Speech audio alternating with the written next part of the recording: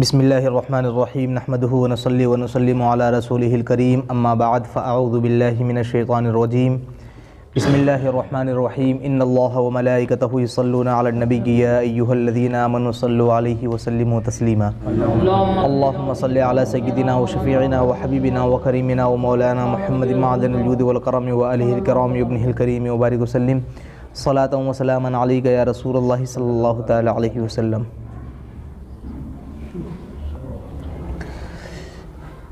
ہماری گفتگو چل رہی ہے علم اور علماء کے بارے میں، ٹھیک۔ ہم نے گزشتہ چند دنوں میں چند حدیثیں سماعت فرمائی علم اور علماء کے متعلق، آج بھی ہم چند حدیثیں سنیں گے۔ پہلی حدیث حضرت ابو ہریرہ رضی اللہ تعالی عنہ سے مروی ہے۔ یہ حضرت ابو ہریرہ کون شخص ہیں؟ یہ ایسے شخص ہیں کہ جب یہ پہلے حدیثیں سنا کرتے تھے تو بھول جایا کرتے تھے۔ ایک مرتبہ حضور صلی اللہ علیہ وسلم کی بارگاہ میں شکایت کی کہ حضور ہم جو آپ کی حدیثیں سنتے ہیں میں کوشش کرتا ہوں کہ یاد کر لوں لیکن وہ یاد نہیں ہو پاتی ہیں، یا رسول اللہ کرم فرمائیے، نظر رحم فرمائیے۔ تو نبی کریم صلی اللہ علیہ وسلم نے فرمایا کہ اپنی چادر بچھاؤ۔ کیا فرمایا؟ اپنی چادر بچھاؤ۔ اب حضور نے اس چادر میں کیا دیا اور حضرت ابو ہریرہ نے کیا لیا، یہ حضور جانے اور حضرت ابو ہریرہ جانے۔ وہ فرماتے ہیں حضرت ابو ہریرہ رضی اللہ تعالی عنہ کہ جب سے نبی کریم صلی اللہ علیہ وسلم نے اس چادر میں کچھ رکھا تو اس کے بعد سے آج تک میں نے حضور صلی اللہ تعالی علیہ وسلم کی کوئی حدیث نہیں بھولا۔ وہ سب سے زیادہ حدیثیں جن سے مروی ہے، جو بیان کیا گیا ہے سب سے زیادہ حدیث، وہ یہی شخصیت ہے حضرت ابو ہریرہ رضی اللہ تعالی عنہ، ٹھیک ہے نا۔ کئی ہزار حدیثیں ان سے مروی ہیں۔ تو وہی فرماتے ہیں حضرت ابو ہریرہ رضی اللہ تعالی عنہ نے کہا کہ نبی کریم صلی اللہ تعالی علیہ وسلم نے ارشاد فرمایا، من افتی بغیر علم کان اثمہ علی من افتاہ ومن اشار علی اخیہ بامر یعلم ان الرشد فی غیرہ فقد خانہ۔ ابو داؤد شریف کی حدیث پاک ہے اور اسی حدیث کو مشکاۃ شریف میں بھی روایت کیا گیا ہے۔ حضرت ابو ہریرہ رضی اللہ تعالی عنہ نے کہا کہ سرکار اقدس صلی اللہ تعالی علیہ وسلم نے فرمایا، جسے بغیر علم کے کوئی فتویٰ دیا گیا، کیا بغیر علم کے کوئی فتویٰ دیا گیا تو اس کا گناہ فتویٰ دینے والے پر ہوگا، اور جس نے جان بوجھ کر اپنے بھائی کو غلط مشورہ دیا تو اس نے اس کے ساتھ خیانت کی، ٹھیک۔ یہاں پر دو باتیں بتائی گئی ہیں۔ پہلی بات کیا کہ جس کے پاس علم نہیں تھا، کوئی شخص آیا مسئلہ پوچھنے کے لیے، سامنے والے کو مسئلہ نہیں معلوم تھا لیکن تب بھی اس نے مسئلہ بتا دیا۔ کس چکر میں؟ آج بھی اس طرح کے لوگ پائے جاتے ہیں، الا ماشاء اللہ سب کی بات نہیں کر رہا ہوں، کچھ اللہ کے بندوں میں تو اتنا زیادہ خوف ہوتا ہے کہ انہیں مسئلہ معلوم ہوتا ہے کہ ہاں سامنے والے نے جو مسئلہ پوچھا ہے اس کا جواب یہی ہے، لیکن تب بھی وہ لوگ کہتے ہیں کہ ٹھیک ہے میں ایک مرتبہ کتاب میں دیکھ کر بتاؤں گا، تاکہ ان کا مسئلہ اور مضبوط ہو جائے۔ لیکن جو لوگ خالی اپنی واہواہی چاہتے ہیں، بغیر علم کے، بغیر مسئلے کو جانے ہوئے مسئلہ بیان کر دیتے ہیں، کس چکر میں کہ ارے بھائی یہ آیا ہے ہمارے سامنے مسئلہ پوچھنے کے لیے، کیا سمجھ کر آیا ہے؟ چلو عالم صاحب ہے، چلو مفتی صاحب مسئلہ بتائیں گے، اور اگر میں نے اسے مسئلہ نہیں بتایا تو سامنے والا ہم سے بدگمانی کر لے گا اور کیا سوچے گا، یہ اپنے آپ کو مفتی صاحب کہتے ہیں، یہ اپنے آپ کو عالم صاحب کہتے ہیں اور انہیں اتنا چھوٹا سا مسئلہ نہیں معلوم، ٹھیک۔ تو یہ سوچ کر، کیونکہ نفس کو مارنا بہت مشکل کام ہے، یہ بات دھیان رکھیے گا۔ یہ جو باتیں پیدا ہوتی ہے نا، یہ ہمارے دل میں نفس پیدا کرتا ہے، شیطان پیدا کرتا ہے۔ ارے تم تو مفتی صاحب ہو، تمہیں تو لوگ عالم صاحب کہتے ہیں، تمہیں تو لوگ مفتی صاحب کہتے ہیں، تمہارے پاس جو ہے مسئلہ پوچھنے آ رہے ہیں، تمہارے پاس فتویٰ لینے آ رہے ہیں، اگر تم نے فتویٰ نہیں دیا، مسئلے کا جواب نہیں دیا تو پھر تم سے لوگ بدگمان ہو جائیں گے اور تمہاری شہرت نہیں ہوگی، تمہاری عزت نہیں لوگ کریں گے، پھر تمہارا مفتی کا ٹائٹل ختم ہو جائے گا۔ اس طرح کی باتیں شیطان ہمارے دل میں لاتا ہے، لیکن جو علماء کرام الحمدللہ اللہ تعالیٰ سے ڈرتے ہیں وہ ان باتوں کی پرواہ نہیں کرتے، کیونکہ وہ جانتے ہیں کہ اگر میں نے مسئلہ غلط بیان کر دیا تو یہ غلط مسئلہ نہ جانے کہاں تک جائے گا، اور جو مسئلے مسائل کا تعلق ہوتا ہے وہ آخرت سے ہوتا ہے۔ کس سے ہوتا ہے؟ آخرت سے ہوتا ہے، ٹھیک ہے نا۔ دینی مسائل کے جو تعلقات ہوتے ہیں وہ آخرت سے ہوتے ہیں۔ حضور نے فرما دیا کہ جس نے بغیر علم کے کسی کو مسئلہ بتایا تو اور غلط مسئلہ بتا دیا تو اس کا گناہ، جو غلط مسئلے پر عمل کر رہا ہے اس کا گناہ مسئلہ بتانے والے پر ہوگا، کیونکہ رہنمائی اسی نے کی ہے نا، گمراہ اسی نے کیا ہے، ٹھیک ہے نا۔ وہ تو بیچارہ سادہ رو انسان تھا، اسے کیا معلوم تھا، وہ تو اسی اعتماد سے آیا تھا، یہی بھروسہ کر کے آیا تھا کہ چلو عالم صاحب ہیں، پھر کیا ہوتا ہے؟ ایک دنیاوی نقصان بتاؤں میں آپ کو، دینی نقصان تو ہے ہی ہے کہ وہ اس نے اپنی آخرت برباد کر لی، ٹھیک ہے، غلط مسئلہ بتا کر۔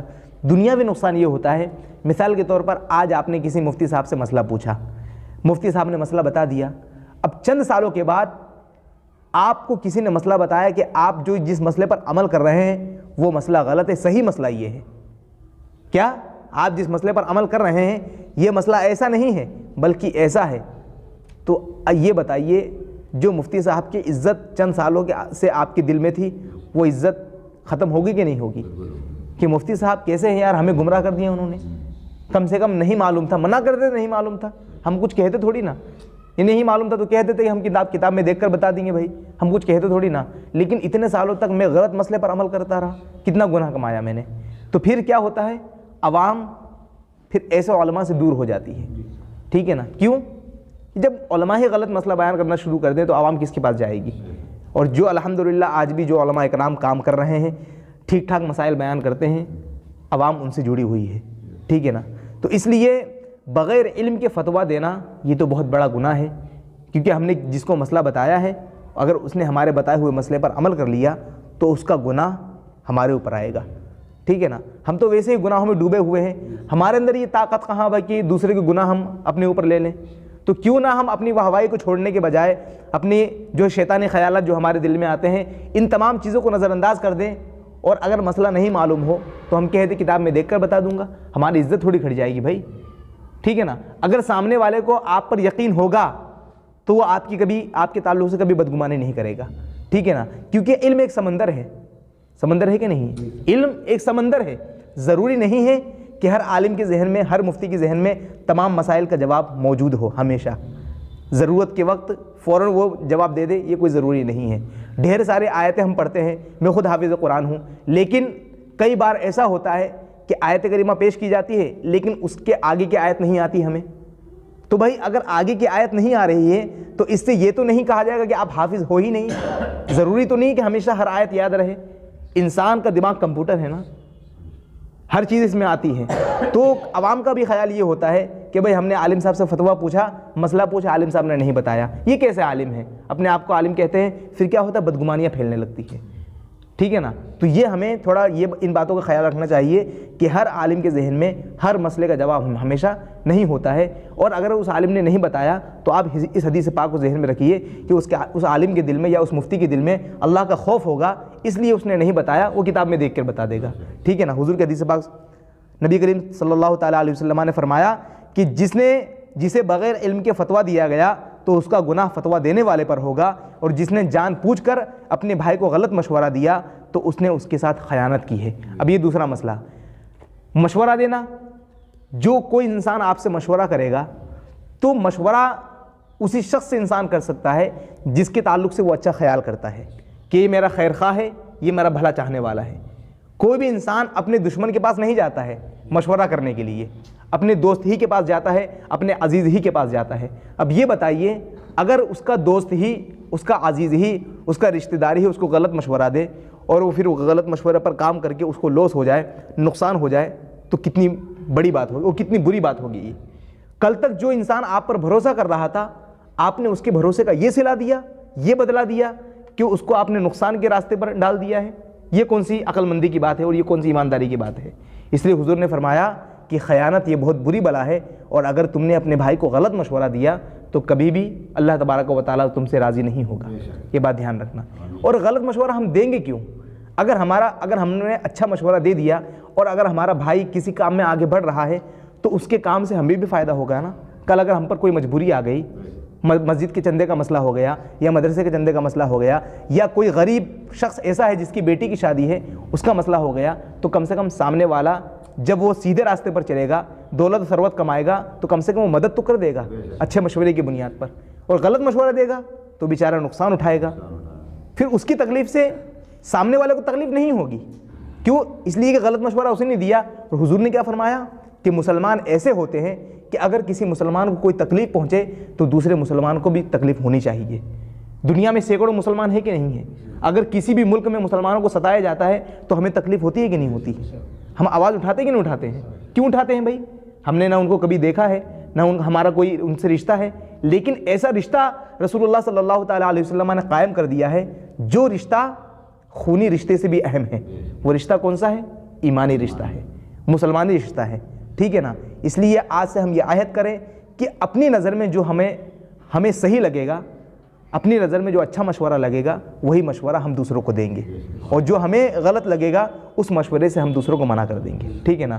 اس لیے ہم ان باتوں پر عمل کریں تاکہ ہم کسی کو غلط مسئلہ بھی نہ بتائیں، اور اگر کوئی غلط مسئلہ بیان کر رہا ہے تو ہم فوراً اس کو ٹوک دیں، اور کسی بھی مسلمان بھائی کو ہم غلط مشورہ نہ دیں، اس لیے کہ غلط مشورہ دیا ہم نے، نقصان اس کا ہوگا، تکلیف ہمیں نہیں ہوگی، تکلیف اسی کو ہوگی۔ اگر واقعی ہم مسلمان ہیں تو تکلیف ہمیں بھی ہونی چاہیے۔ اللہ تبارک و تعالیٰ ان باتوں پر عمل کرنے کی توفیق اور رفیق عطا فرمائے۔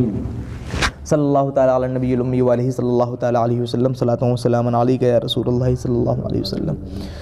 یا اللہ یا رحمان یا رحیم، دل ہمارا کن مستقیم، بحق ایاک نعبد و ایاک نستعین۔ اے میرے پاک پروردگار عالم، مالک مولا، جو کچھ ہم نے حدیثیں سنی ہیں یا اللہ اور نماز عصر ادا کی ہے، مالک مولا ان تمام عبادات کو اپنی پیاری پیاری بارگاہ میں قبول فرما لے۔